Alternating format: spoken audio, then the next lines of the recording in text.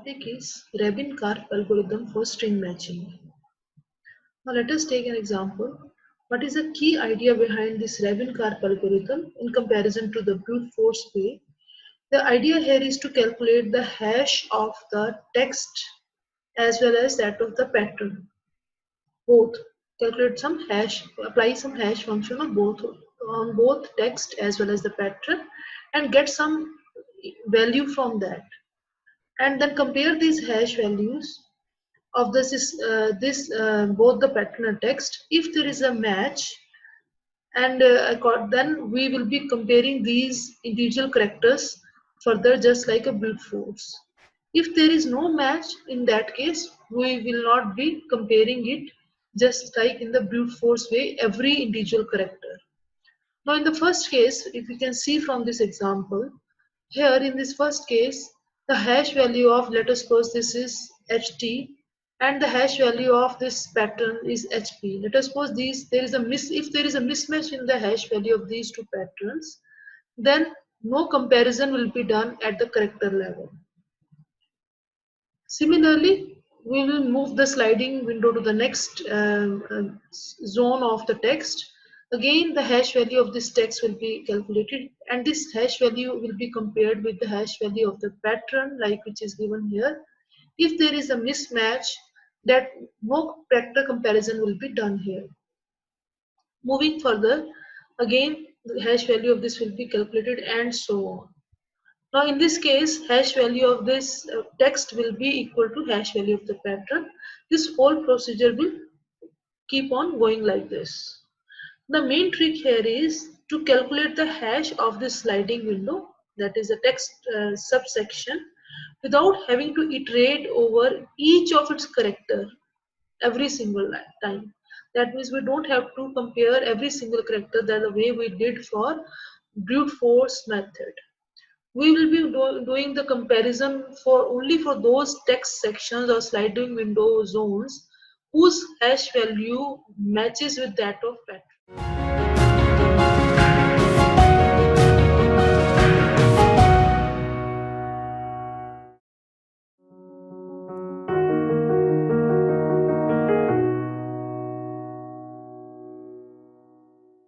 Now, what to do in case of such patterns? We generally represent the characters or alphabets of this text as in the form of ASCII values or some encoding technique like what is being shown here, so that we can be able to apply any of the hash function in that. Let us, for the sake of simplicity, A is being encoded as 1, B as 2, C as 3, because here text and pattern both have got only the alphabets A, B, C. Now the hash value, we are taking the same function, hash value to calculate the function.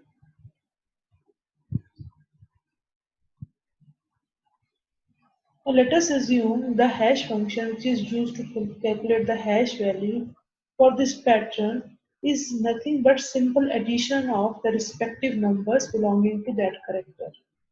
For example, A is being encoded as 1, B is being encoded as 2, C as 3.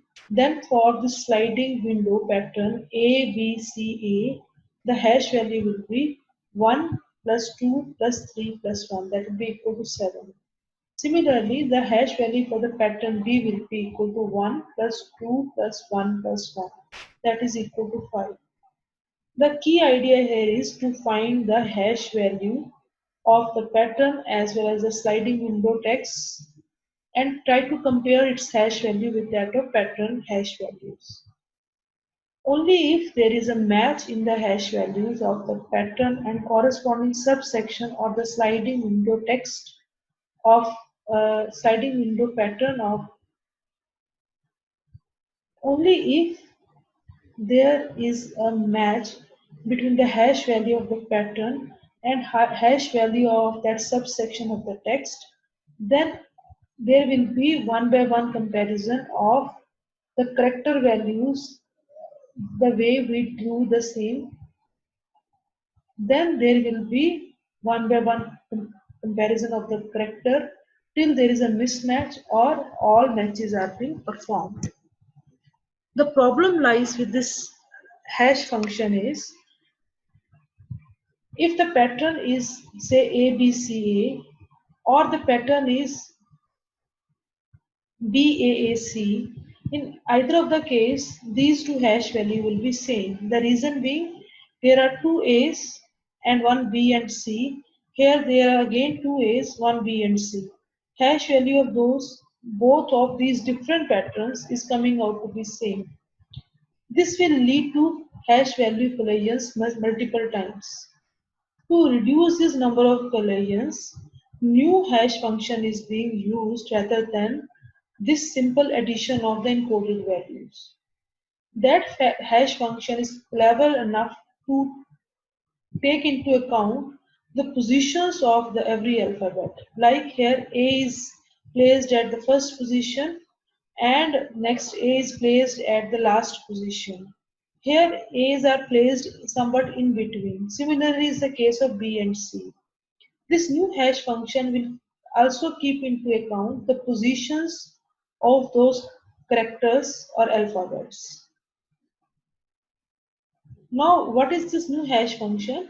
Because we are taking the pattern sizes of 4, so this will be the value of the encoded value of A, like given right now it is given example, multiplied by 10 raised to power 3. It is basically 10 raised to power m minus 1, where m is the length of the pattern. Plus B is 2 multiplied by 10 raised to power 2 plus C that is 3 multiplied by 10 raised to power 1 plus A that is 1 multiplied by 10 raised to power 0.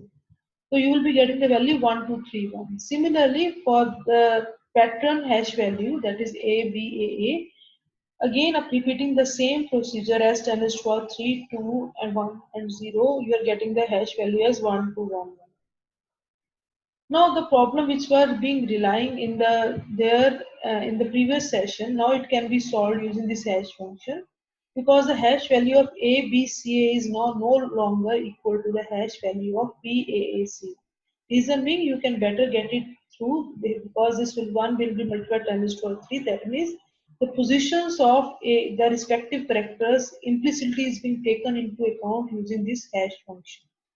Now these two hash functions will the hash functions now will give two different values for two different patterns.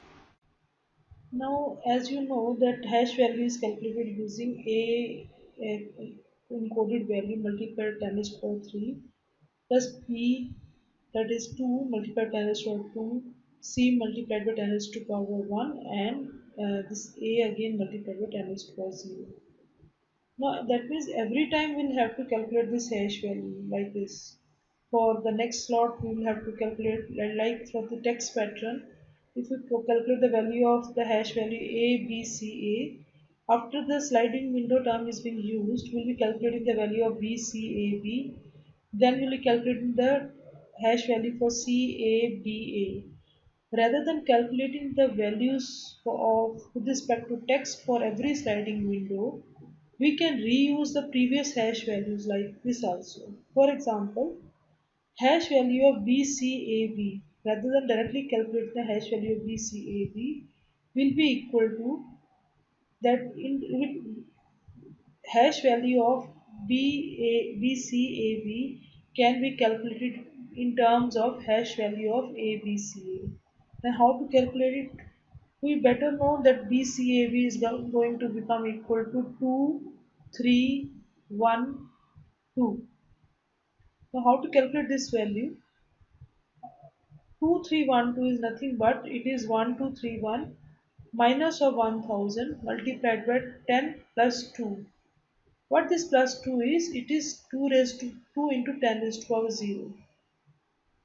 What this terminology says, what you have to do for this pattern, for this subsequence of characters, you subtract that from this hash value of A. What is the idea behind this whole syntax? For calculating the hash value of BCAB, subtract from the hash value of ABCA the hash value for the respective term, that is A.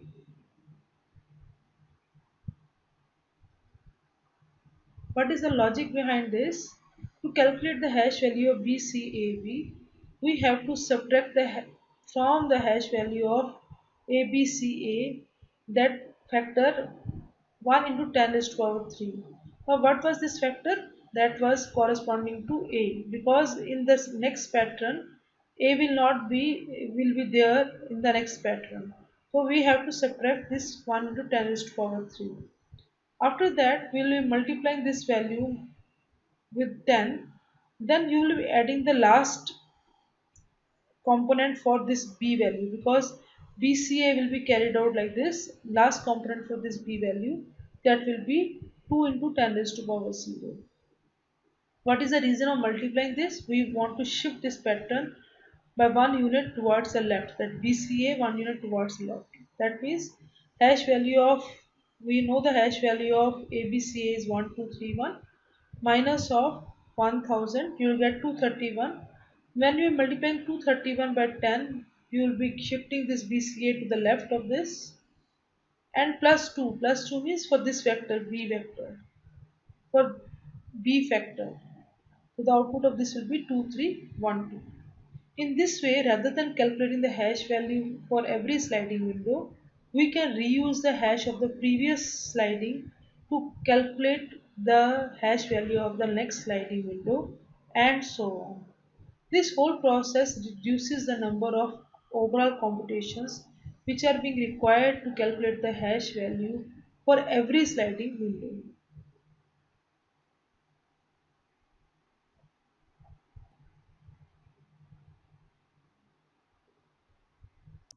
Now, as you can see in this example, then when you are calculating hash values, you are multiplying the first character encoded value, that is 1, with 10 raised to power 3, second with 10 raised to power 2, third encoded value with 10 raised to power 1, and so on. 3.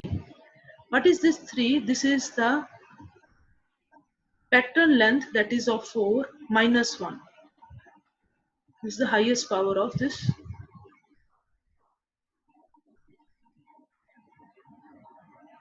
4 minus 1. Now what will happen? Let us suppose if you have a pattern string, there is a pattern string whose length is, let us suppose 100. Now this very character will be a multiplier of power of 10 raised to power 99. Now when you are using such value at 10 raised to power 99, or if pattern length is greater than this 100, let it be 1000, that is the length of the pattern from where you are doing, that is the length of the pattern which you want to search from the given text. If you keep on increasing the pattern length, then this hash value will not be able to get adjusted in any of the given data type. That is, there will be integer overflow. Now how to get rid of this situation of integer overflow when the pattern length is high? This means when the pattern is of large length, in that case the power of 10, maximum power of 10 will also be large, and that resultant value will lead to integer overflow. Now how to get rid of this problem? For this purpose, we are taking the modulo of that resultant value with some prime number, any prime number. Now, this is the main purpose of this is to avoid overflow of the resultant value. Let us suppose for some XYZ pattern, if this value is being overflowed, then how to keep them into within a certain bounds? We take the value of mod with some take the modulus with some prime number. Now, this will help us to reduce the hash value, and it will confine the hash value with less than 13. The value will always be less than 30, or this whole value.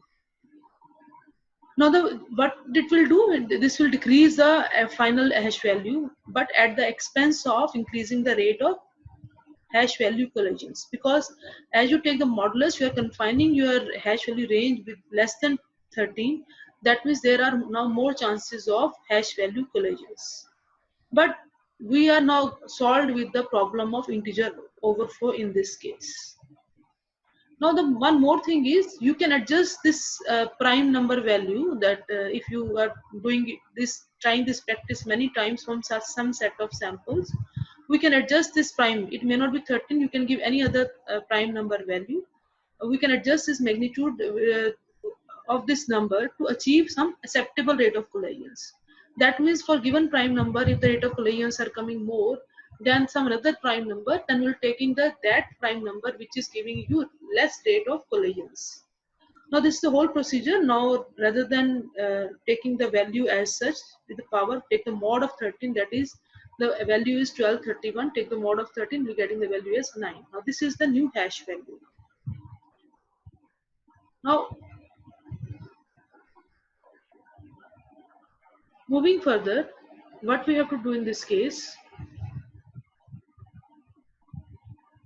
now if you want to calculate mod of any negative number, you will coming across, like if you are saying mod of 13 modulus say 2, it is very easy for 2 you get it done. 13 2, you can directly say 1 is a remainder, so 1 is a modulus of this, it's okay.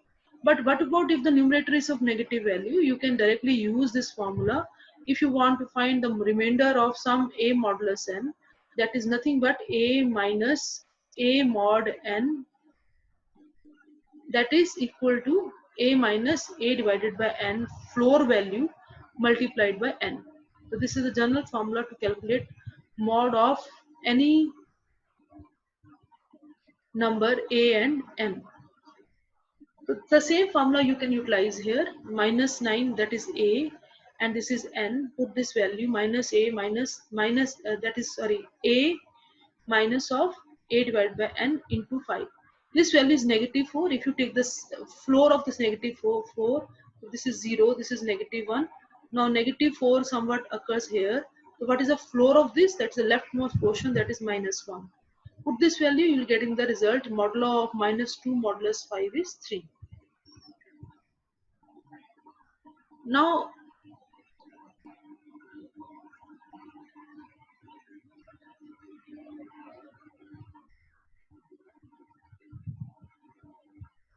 coming with the next problem, the thing is, in a similar way, the way we did, how to we calculated the hash value for the next sliding window, that we calculated the same from the previous hash value, that is hash value of BCAB substring is calculated from ABCA substring, as we saw in the previous slide, like this.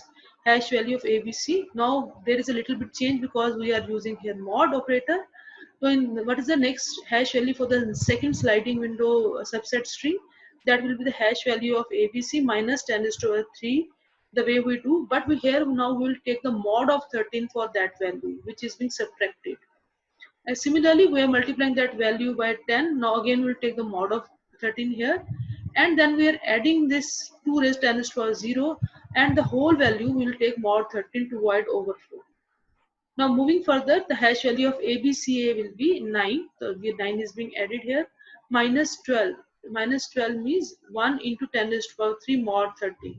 So 1000 mod 13 is 12. Multiplied by 10. Then again mod 13. Then plus 2. Again mod 13.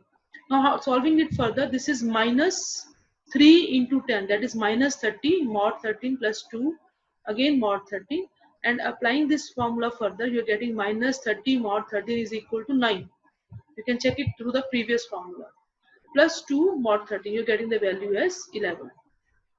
So this is the procedure how you are using. This concept is called rolling hash function. Rolling hash function means you are using this hash function to confine the concept of integer overflow, as well as you are reusing the previous hash value to calculate the hash value of the immediate next sliding window subset string.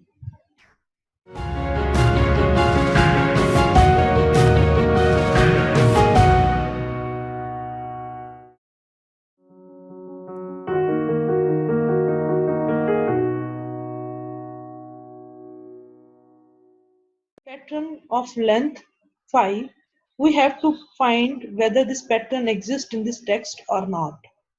As we can see, we'll be getting this text at index 7.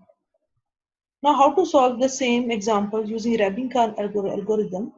For this purpose, n is taken as 19, that is the length of the text. M is 5, that is the length of the pattern. The number of sheets for the same will be n minus n, that is 14. That means sliding window will be moved from left to right by 14 total shifts, starting from s is equal to 0 till s is equal to 14. Now what will happen in this case? We are now calculating some modulus values beforehand. That is up to you to decide how you are going to start with. Let us suppose we are now, what is the hash value of the pattern? How to calculate? Because the length of the pattern is 5, at the most the power of 10 will be 4. That value will be 3 into 10 raised to power 4 plus 1 into 10 raised to power 3 plus 4 into 10 raised to power 2 plus 1 into 10 raised to power 1 and 5 into 10 raised to power 0. For this example, we are taking the prime number as 13. We take the mod of 13, we got the hash value for the pattern.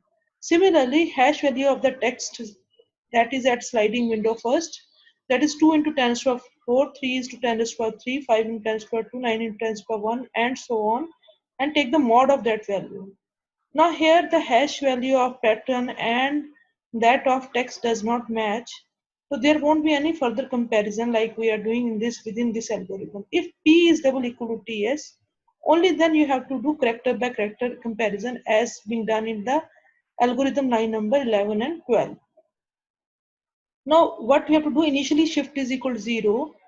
The hash value of the text is 8 and the hash value of pattern is 7 because they are not equal, and the shift is still less than 14. That means we can go for the loop further. We can again create for the next loop. Now what will the hash value of the next sliding window text? That is 35902. How to get that value? That is nothing but the hash value of the previous sliding window text, that is 8 minus 3 into 2. Why is it 3 into 2? 3 is the 10 raised to power 4 mod 13 because we have to eliminate this value, that 2 value, previous 2 value from here, multiplied by 2, and we have to add this 2 also. That is, we are adding this 2 mod 13, that's the next subsequent value in the second sliding window text hash value collection. From this, we are getting the hash value for the next sliding window section is 9. That is for the text 35902. Now repeating the same procedure, we can find the hash values of the next patterns. Now hash value of 9 and 7 does not match, and again we repeat this whole procedure to calculate the hash value of the next subsequent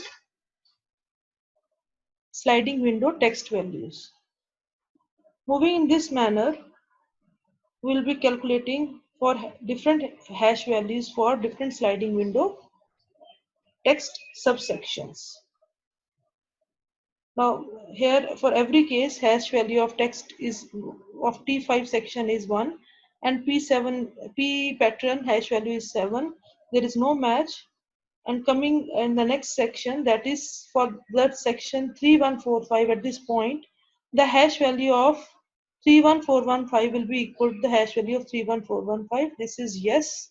When there is a when these things are matching, we will say pattern exists with the shift s. Shift s means after 6 shifts, with the shift of 6 values, this pattern text matches with that of pattern, and keep on repeating this task till the last all the possible sliding windows are being compared with the pattern one. This procedure is being repeated in the same way till you are getting that shift value equal to 14. The same procedure is being repeated for that till 13 and again for 14. After 14, the shift value becomes equal to 15, then the loop terminates. These are some preliminary things you can get it done to avoid that multiplication of usage of h multiple times. Now, if you don't use d raised by m minus 1 mod q before calculating, you will have to always calculate at this position. To avoid that complexity of the algorithm, we are calculating the value of d raised to power m minus 1 mod q prior outside this for loop. The line 6 to 8 in the algorithm is used to find the hash value of the pattern and that of the initial sliding window text portion, that is T0, that is 23590 value. After that, T0 hash value will be used to find the hash values of the subsequent sliding windows text patterns. This is the whole procedure of Rabin-Karp algorithm. When shift become exceeds that of the n minus m limits, the loop terminates.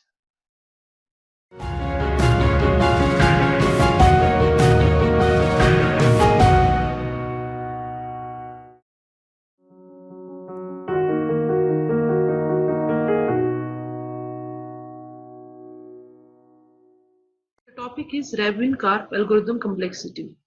Now in this Rabin-Karp algorithm complexity, we are using some preliminary steps as we discussed in the previous session, and there is a pre-processing step for loop starting from 6 till 8. Now what this pre-processing step does, this step finds the hash value of pattern P, and this second line finds the hash value of text T, which is the starting text, that is a sliding window text P. After that, this T node is being used further to find the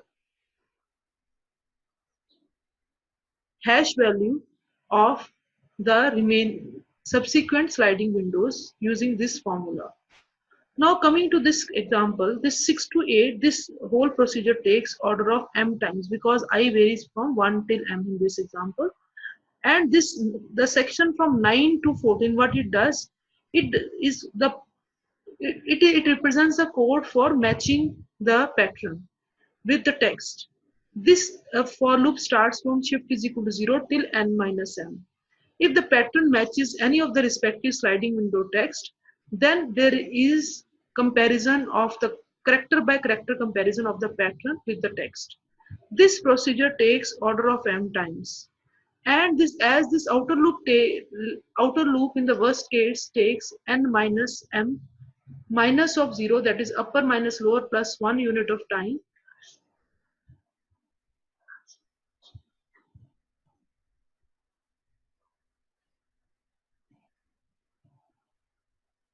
This is the complexity for the outer loop, and for every value of this s, the complexity inside is order of m. That is, in worst case, if p matches with every sliding window text, then this will be executed in those cases.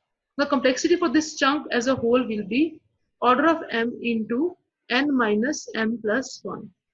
Now this is the second complexity. This is the first complexity in sequence. When you will add in these two complexities, first is of order of m, second is of order of m into n minus m plus 1. Now out of this is of larger big O, then the resultant of this will be order of m into n minus m plus 1. That is the complexity of the Rabin-Karp algorithm in the worst case scenario. That's all for this session.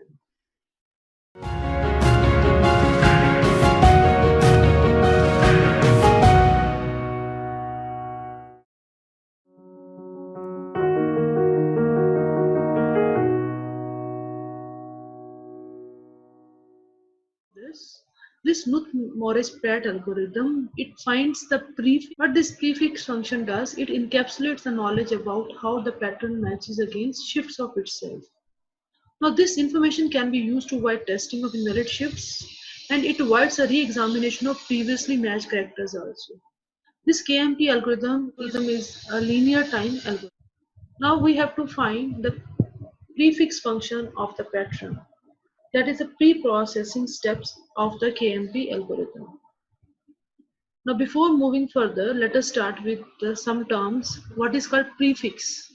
Let us suppose taking a string, the prefix of this string will be, it can be A or AC or ACA, AC, AC, AC, and so on, starting from including the first character onward. This is of length 2, 3, 4, 5, 6, and so on. So these are the all possible prefixes of this string. Now there is one term called a proper prefix. A proper prefix is a prefix with whole string not allowed. That means in this list of prefixes for this prefix is not allowed. If the rest remaining prefixes are called proper prefixes of this string. Similarly, coming to the suffixes of this string, we go from the right onward. T, then GT, then AGT, CAGT, ACA, AGT, and so on. Now there is one term called LPS here. LPS means longest proper prefix. LPS will be an array which reflects longest proper prefix, which is also a suffix. It means that LPS array I, that at index I, we have to find for a pattern starting from 0 till I index, we have to find the longest proper prefix of pattern 0 to I, which is also suffix of pattern 0 to I. What does this thing mean? That we have to find the length of that proper prefix of pattern 0 to I, which is also suffix of that pattern 0 to I. Let us suppose if we concentrate on this side, that if I'm picking the say pattern from 0 till 6, then I is 6. So what are the longest proper prefix value, which is also a suffix?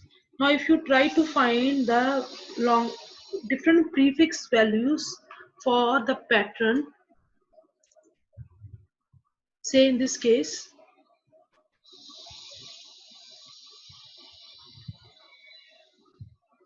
if you are finding the proper prefix pattern for the P0 to 6, what is that? It is proper prefixes can be A, it can be AB, it can be ABC, it can be ABCD, it can be ABCDA, it can be ABCDAB. Last will not be included till C because it is these are the proper prefixes. We don't have to include that prefix with the string length equal to that of pattern. So these are the possible prefixes. Out of this possible prefix, which also act as a suffix of that, the proper suffix of that is for this pattern of 0 to 6, these are the prefixes values. What about the suffix values? If you try to find the suffix value for this, suffix value will be C, starting from the right side, then BC, then ABC, then DABC, then CDABC, then BCDABC. Out of these, longest, which is the longest one, this only which is matching here is ABC is being matching with this ABC. Now this can be possible. There are two prefix and suffix which are matching, one for some XYZ example, but we have to capture only the longest length prefix and suffix from that. So its length is 3 because there are 3 characters which are matching. That means 3 characters which are the prefix of this pattern from 0 till 6. They are also acting as suffix of this. So 0 at LPS 6 will be adding the value as 3. This is the way how we are going to fill all the remaining entries in for LPS array. Now this is one example. For the first case, A, let us take A is equal, for the first LPS of 0, it will always be 0 because there is no proper prefix of that. Proper prefix should be, the length of the prefix should be 1 less than that of the pattern. Here the pattern itself is of 1 length, so there is no proper prefix. LPS of 0 is 0. Now coming to the second case, LPS of, now these are two string mass. Now string pattern is, you can say for pattern 0 to I, that pattern is from 0 till 1, that is AC. Now for AC, the proper prefix is only A. Now what are the suffix of this? Suffix of this is C. There is no matching one, so the value for here will be 0. Now coming to the next case, pattern is ACA. Pattern from 0 till 2, that is ACA. Now what will be the LPS value for 2 then? How to calculate that? ACA, what are the proper prefixes of that? A, AC, these are the proper prefix. What about the suffix of that? That is A and CA. Now there is just one element which is longest proper prefix, which is also suffix, is of length 1. The answer for this will be 1 unit. And moving further, now longest prefix pattern is now from 0 till, this is 0. 1, 2, 3. From 0 till 3, the pattern is AC, AC. Now what are the proper prefixes of this? A, AC and ACA. What are the suffixes of this? C, AC, CAC. Now out of this value matches with this one, that is the LPS of 3 will be equal to, because the length of this substring matching is 2. So you will be putting the value as 2 here. Now considering the next case, which the pattern is from 0 till, this is 0, 1, 2, 3, 4. So 0 till 4, what is the LPS of 4? We will have, for LPS of 4, you will have to take the pattern from 0 to 4. What is that pattern? A, C, A, C, A. So what we will capture in the prefix value A, AC, ACA and AC, AC. These are proper prefixes. You don't have to take all the prefixes. You have to merely concentrate on the proper prefix. And what is the suffix values for this? Suffix values are A, CA, ACA, CACA. These are proper suffix. Which value matches? This value of length 3. No doubt length 1 also matches, but we have to calculate the longest one. So we'll putting the value of this here as 3. Similarly, moving further, for this example, the string pattern is A, C, A, C, A, G. Now the possible prefixes are A, AC, ACA, AC, AC, AC, AC, A. And suffixes are G, AG, CAG, then ACAG, then CACAG. These are proper suffixes. There is nothing in common. The value for this will be 0. I5. Similarly, going for the I6.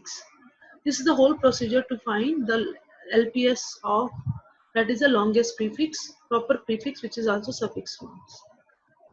These are some of the examples of some patterns with LPS array values. That's all for this session.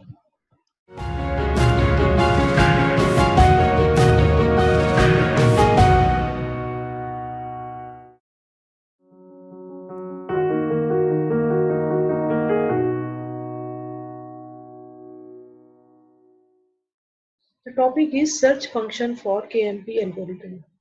The underlying concept of this algorithm is we have to compute first the LPS array for the pattern.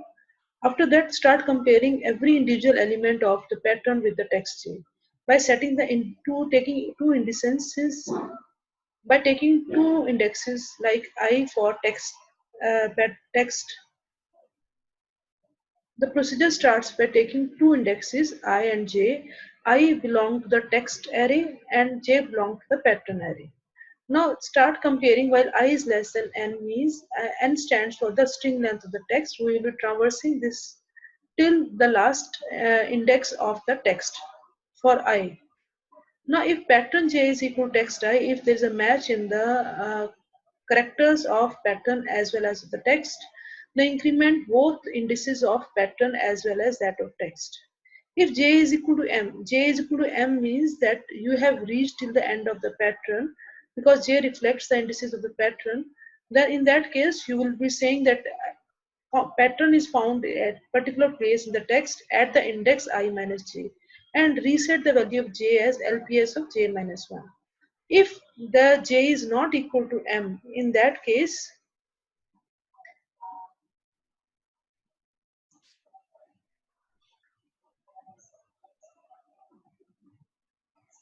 else if j is not equal to m, in that case I is less than n and pattern j is not equal to text I. In that case, you have to check two conditions. If j is not equal to 0, set j is equal to LPS of j minus 1. Otherwise, increment I by 1 unit. Now, using this algorithm, we are applying the same on an example where text is given and pattern is given. Now, we are initializing both I and j is equal to 0. I is the index used for text and j for your pattern. Start comparing the pattern with the text, that is pj with pi. Now both are 0 0, that means a and b there is a mismatch. Because there is a mismatch, we'll be shifting to this area. As j is equal to 0, j is equal to LPS of j minus 1. So what is the LPS of j minus 1 in this case?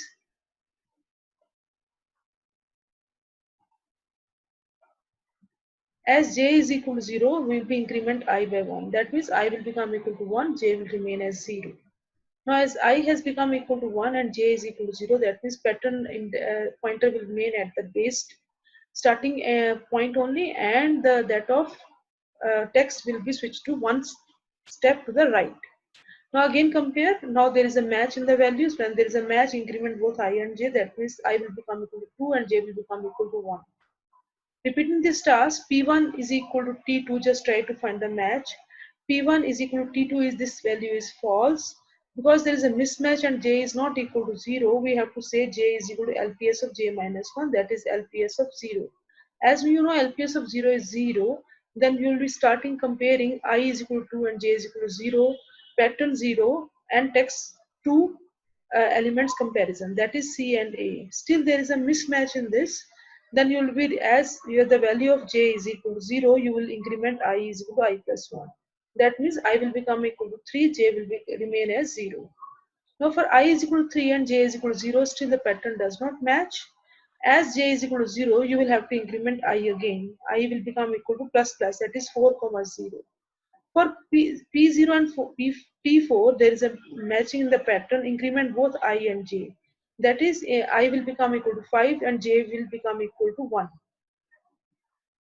Now as I and j has become equal to 1, again compare the patterns, there is a match, increment I and j, again there is a match, increment I and j, again there is a match, increment I and j, again match, increment I and j.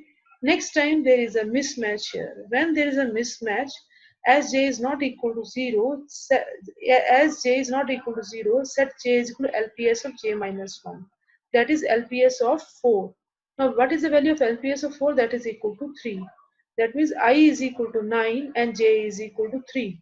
Now going for I is equal to 9 and j is equal to 3, again compare P3 with T9.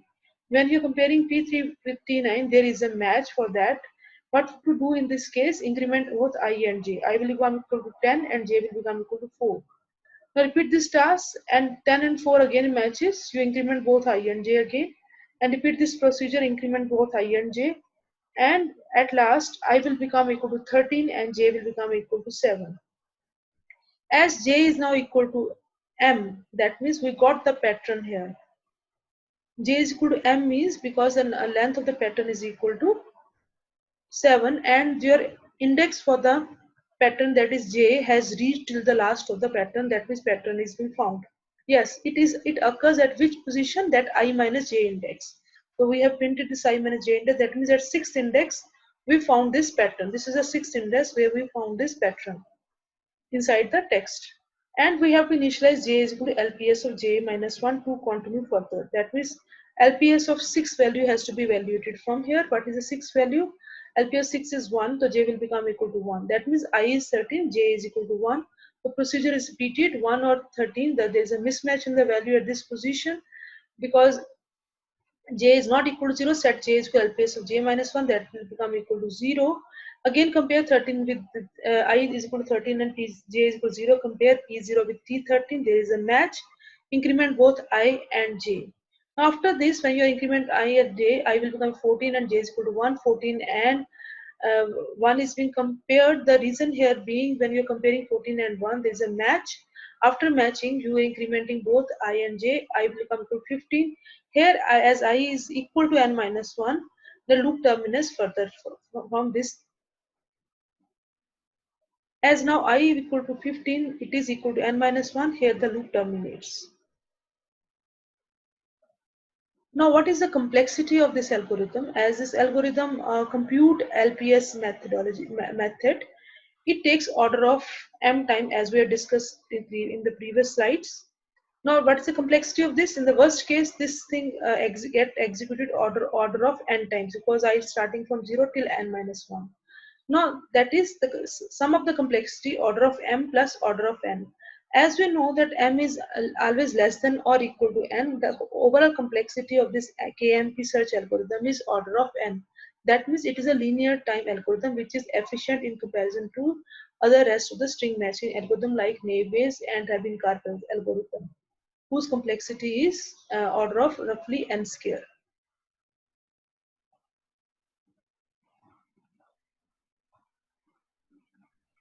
That's all for this session.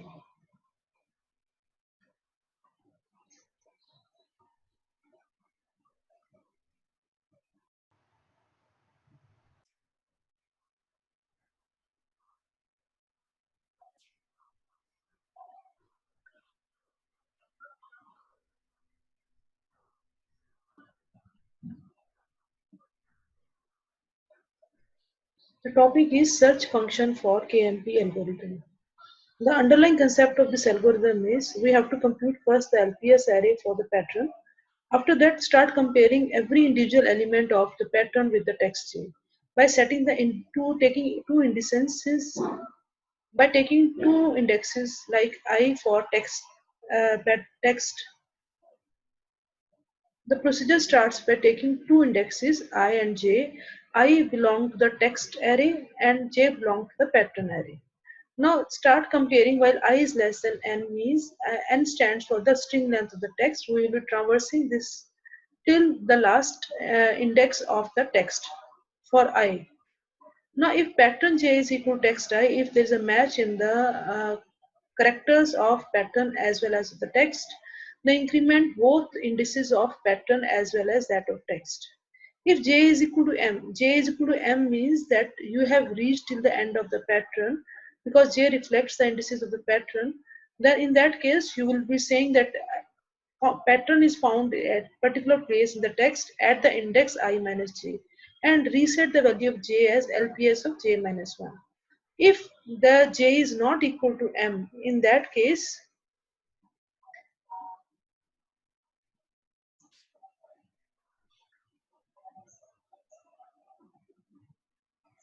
else if j is not equal to m, in that case, I is less than n and pattern j is not equal to text I. In that case, you have to check two conditions. If j is not equal to 0, set j is equal to LPS of j minus 1. Otherwise, increment I by 1 unit. Now, using this algorithm, we are applying the same on an example where text is given and pattern is given. Now, we are initializing both I and j is equal to 0. I is the index used for text and j for your pattern. Start comparing the pattern with the text, that is pj with pi. Now, both are 0, 0. That means a and b, there is a mismatch. Because there is a mismatch, we'll be shifting to this area. As j is equal to 0, j is equal to LPS of j minus 1. So what is the LPS of j minus 1 in this case?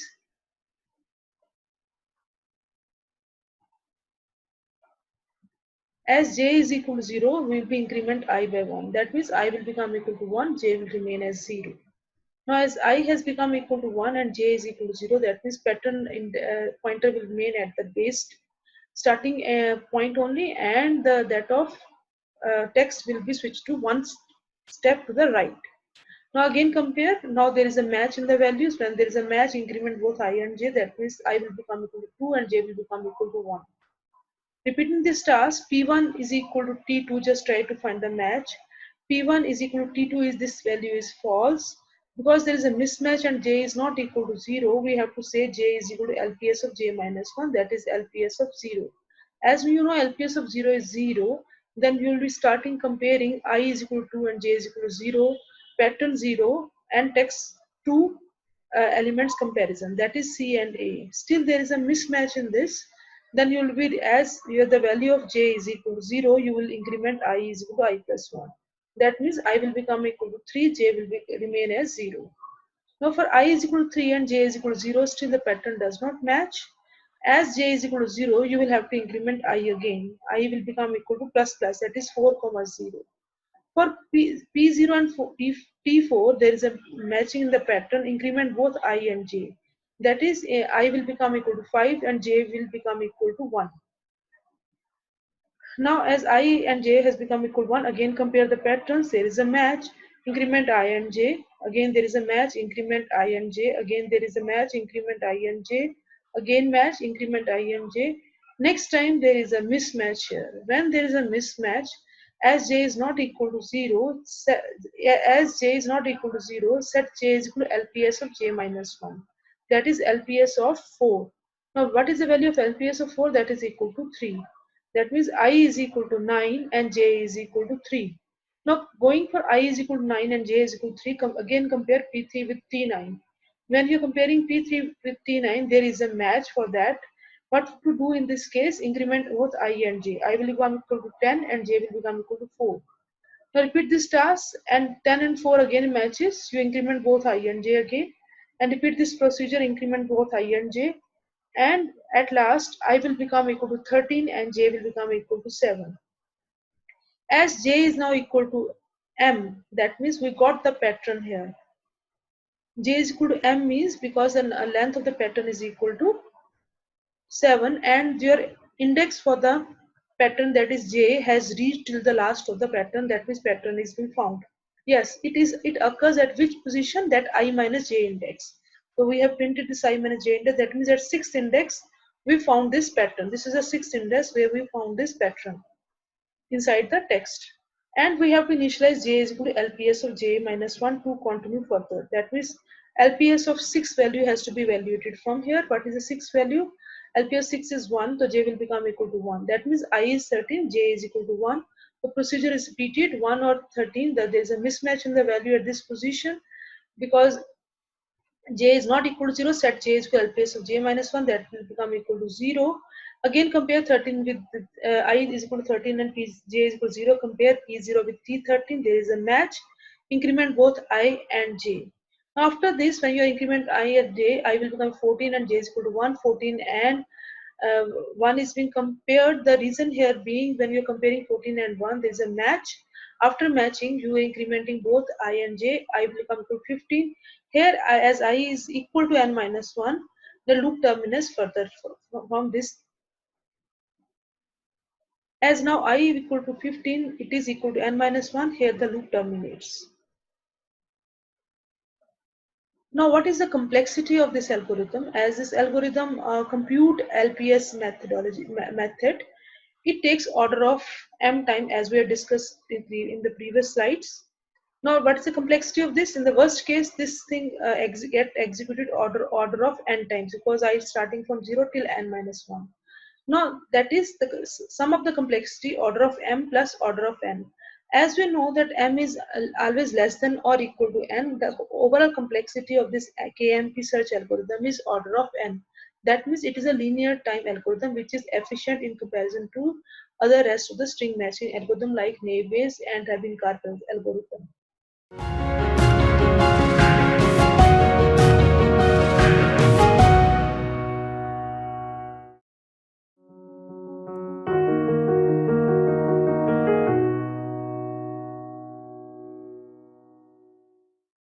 The topic is Boyer-Murray algorithm for string matching. Now in Boyer-Murray algorithm, the matching of the string, that pattern to be found, starts from the last character of the pattern and it moves from right to left. That is, pattern is being compared back in backward direction rather than in the forward direction, like what we did in the naive Bayes and Rabin algorithm. That means we will be starting comparing first. If the pattern is P, we'll starting comparing the mth character of pattern, then m minus 1 character, and so on till 1. The comparison will be from right to left. Now, Boyer-Murray is a combination of basically two approaches. One is bad character heuristic, another is good suffix heuristic.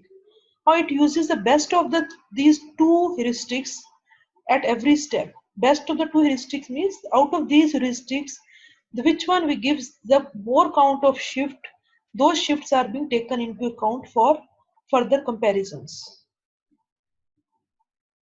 Those shifts are taken into account for shifting the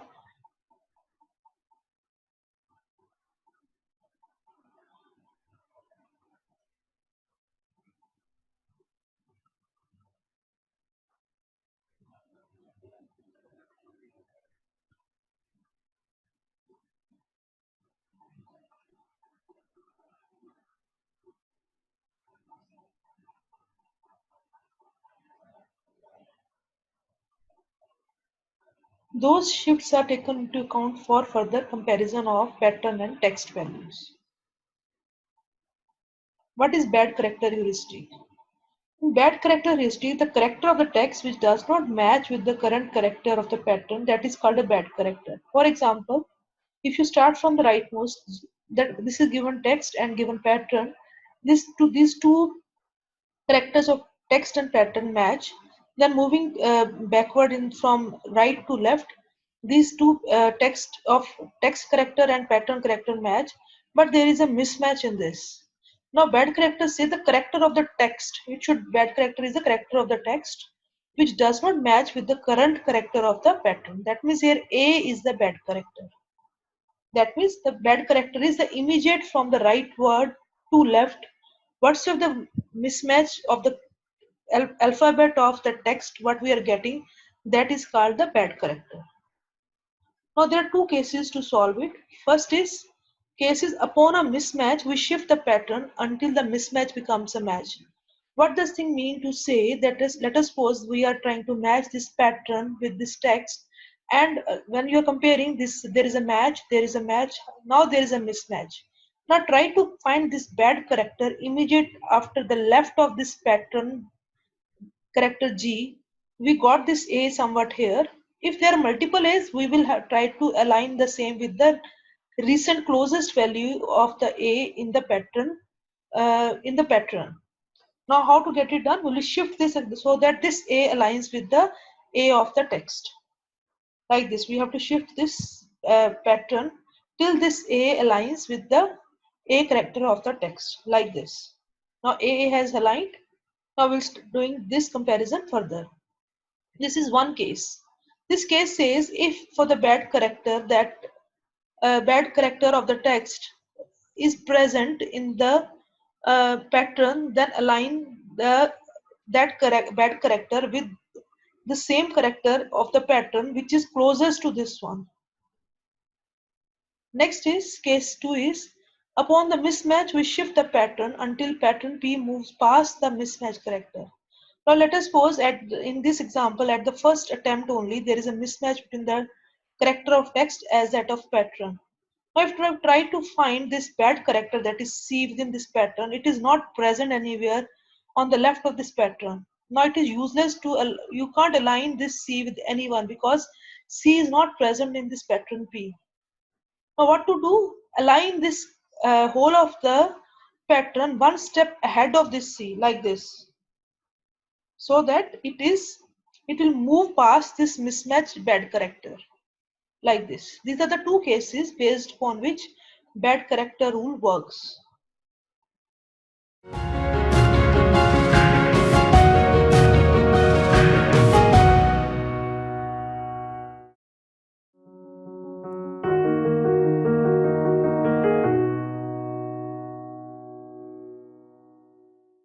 Good suffix rule for Boyer-Morey's algorithm.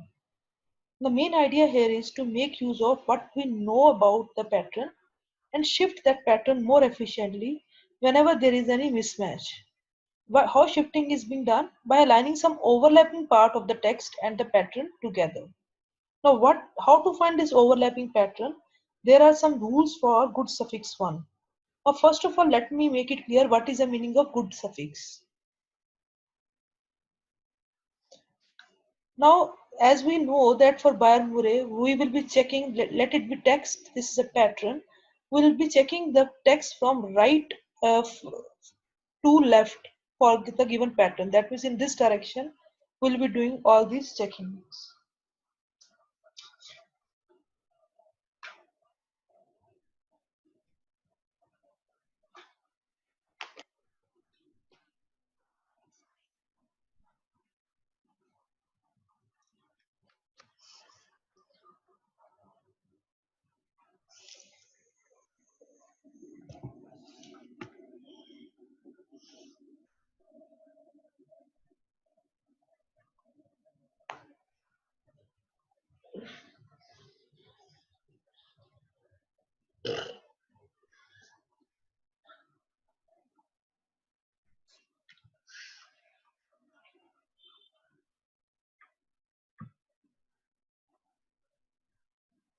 That comparison will be done from left till right. Now the portion of the text which matches with that of pattern, that is that green shade, is called the good suffix one. This is called good suffix. We continue matching. Let us suppose when there is a mismatch,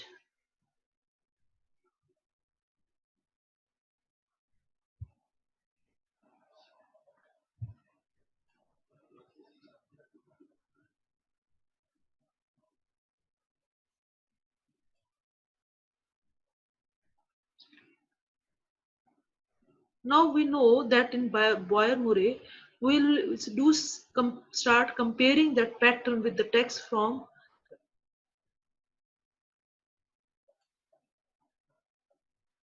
Now we know in Boyer-Murray, we start comparing the text with the pattern from right to left, that is in the opposite direction in comparison to Naive Bayes and Rabin-Karp algorithm.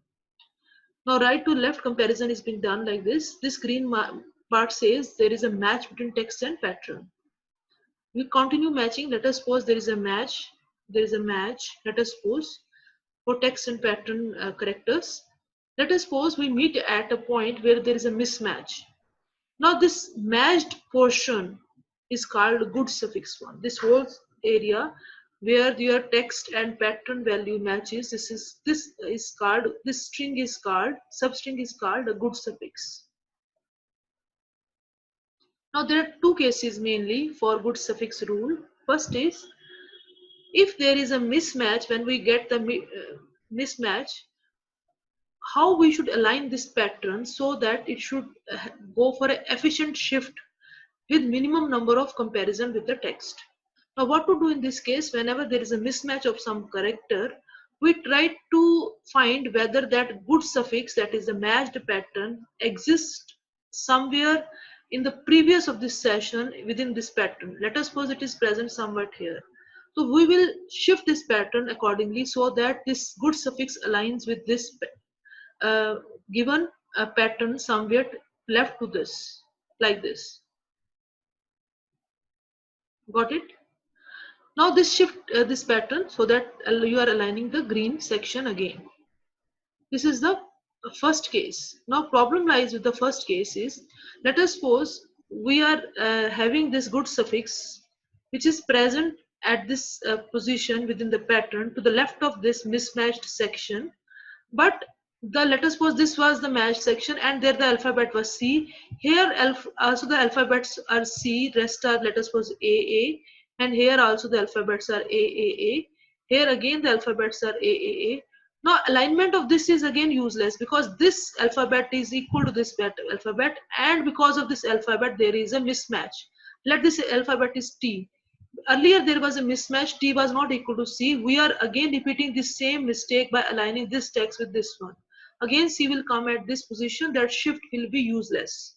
Now such alignment will lead to no result. So we will not choosing such alignments. Now in another case, that means beware of this thing. If you are getting some green zone like here, let us suppose this is the green zone, but this green zone, in case we are getting the green zone, but this green zone here, this red, this is not red, this is some another value like any P or Q, this is the same, then we can perform that alignment.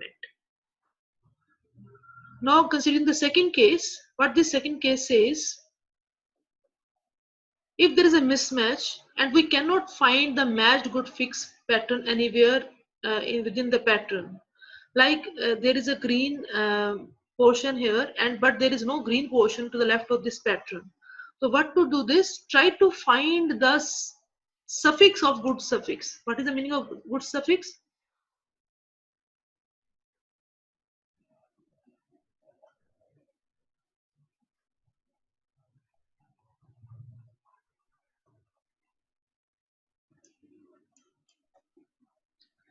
Now the second case is partial good suffix exists as a prefix of the pattern. What this thing mean to say? Let us suppose this is a good suffix. This whole is a good suffix, but this whole good suffix is not present as such within the pattern here, like somewhat here. So what is the second condition says? The suffix of this good suffix means this green portion further some suffix portion, good suffix, further suffix of good suffix. So some suffix of good suffix is acting as a prefix of this pattern P. like this. The suffix of this good suffix, that was a whole good suffix. That, let us suppose originally this was a green zone, and the green zone suffix, that is some blue portion, is also acting like a prefix of the pattern. This is a pattern P from where it is starting. If it is the situation, you can directly line this blue with the blue zone like this. This is the second case. So you have to go through these two cases, only then you will be able to attempt the questions related to suffix rules. Now the third case says when there is no such match found. Like in this example, this is a text and this is a pattern.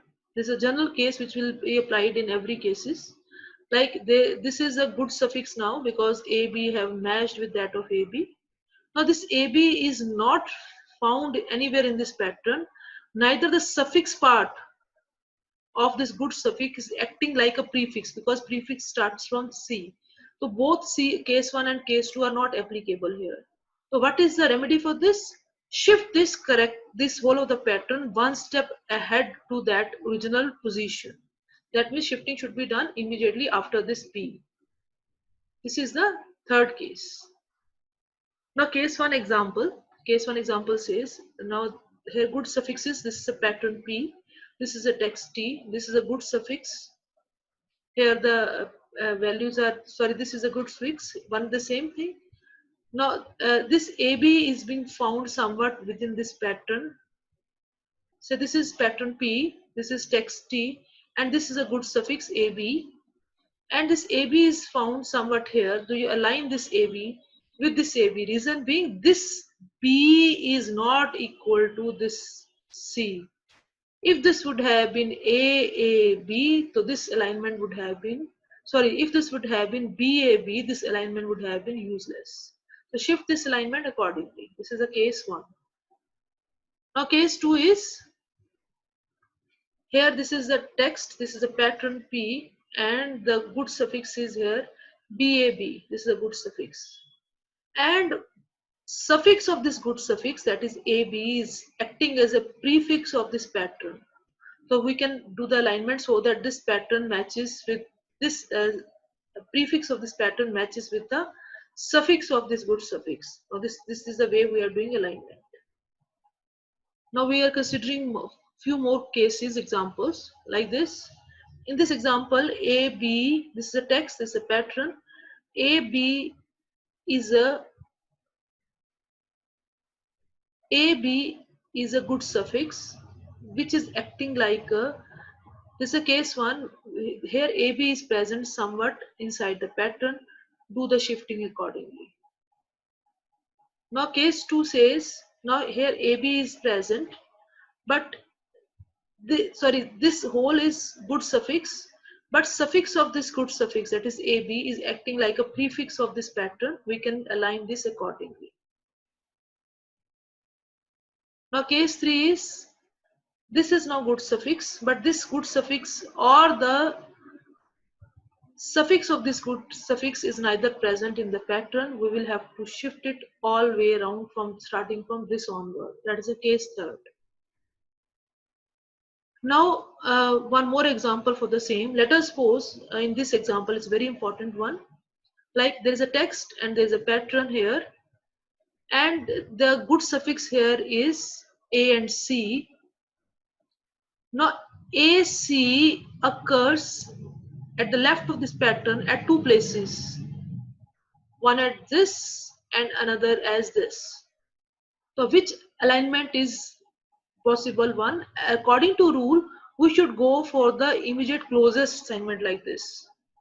But for this example, we will not be opting for this alignment. Reason being, this character, that is C, where because of which there was a mismatch with B, this character is same as that of the character present to the left of this AC. So this is not recommended to be used. But for this AC value, this character A is not equal to this character C. So this is the recommended alignment for good suffix. This is how the output is being there. That's all for this session.